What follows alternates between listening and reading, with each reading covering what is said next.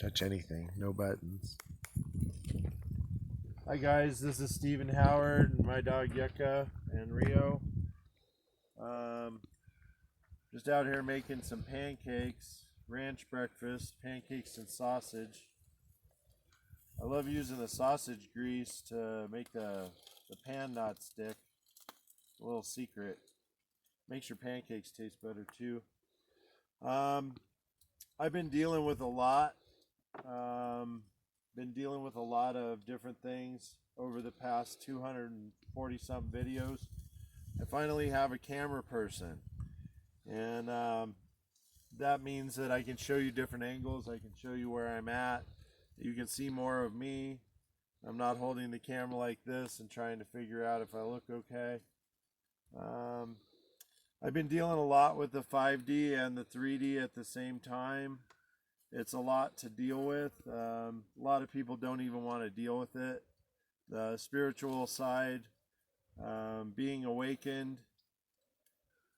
I realize that there's things that are beyond our control, and sometimes people will come into your life and drop you knowledge. And when they drop knowledge, it might be a year or two before you actually get the message yourself, or you figure out what they were trying to say or whatever. And that's really your growth. You know, when people come into your life, hurt you, tell you things about yourself that you don't want to hear, and leave your life, and do it in such an abrupt way that you're like, hold on, wait a minute, what are we doing here? And ghost you. Just flat out, I'm done, I guess, I don't know. Or got caught in something, got caught in a web of lies. You know, the low vibration stuff that happens in the 3D, where people make mistakes and haven't grown, haven't awakened yet.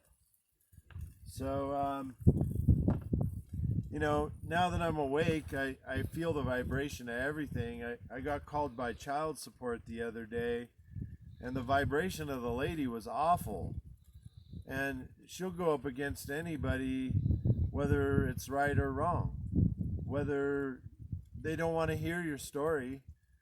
Tell that to the judge.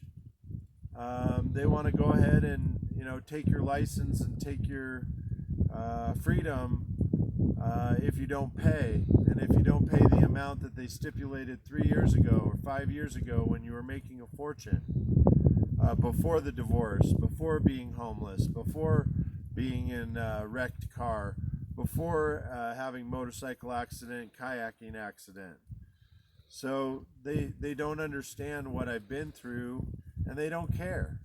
And they will put you in jail, or they will take your license, and then you'll be caught driving without a license, and then everything goes to shit. Your life is shit. So, you know, I know I don't deserve these things. I know that, you know, my quest, my mission is to help other people. But I'm at a point where I need help. I'm at a point where I've done all I can do. And, you know, the suggestion from people is go get a job. So I went looking, and I've looked really carefully, and I've looked for jobs that I would be good at. And I don't want any of them. They all pay $12 to $15 an hour. By the time they take my child support out and I pay my taxes, I'm going to be making $200 a week. I might as well pay them for me to go to work. So I'm not doing that either. I'm a healer, I'm an empath, and I'm an extreme sports athlete, a model, and an actor. And if people don't understand that and don't want to support that, then I guess we're on two different pages here.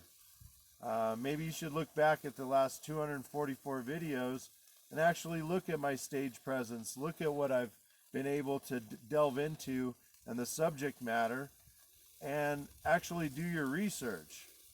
that I might actually have something, that I might actually be blessed and gifted beyond proportion of anybody's imagination prior to now. That my intrinsic value is, maybe it's 11 million, maybe it's 110 million. Maybe I need to be talking to Warren Buffett. Maybe there's people that I've met in my life that still know me, but we don't have the best relationship because their beliefs on what people told them, or how, or what I told them. And healing comes from forgiveness, guys. Healing comes from realizing that someone has done the best they could with whatever they had, starting with an armed robbery, a robbery at a Target on Blue Diamond. That I had my wife and child. I had my child in the back seat. I was an innocent dad sitting waiting for his wife to come out with groceries and load it into the damn car. And she ran out of the Target, grabbed my arm and said, "There's a robber, there's a robbery." I had 1, 2, 3 seconds to decide what to do. I pulled my gun. I said, "Freeze, freeze, freeze, get on the fucking ground." Pardon my language, YouTube. And the rest is history. You can look it up. I ended up stopping a would-be shoplifter, somebody who was stealing about $1 million worth of merchandise a year from Targets all around the county.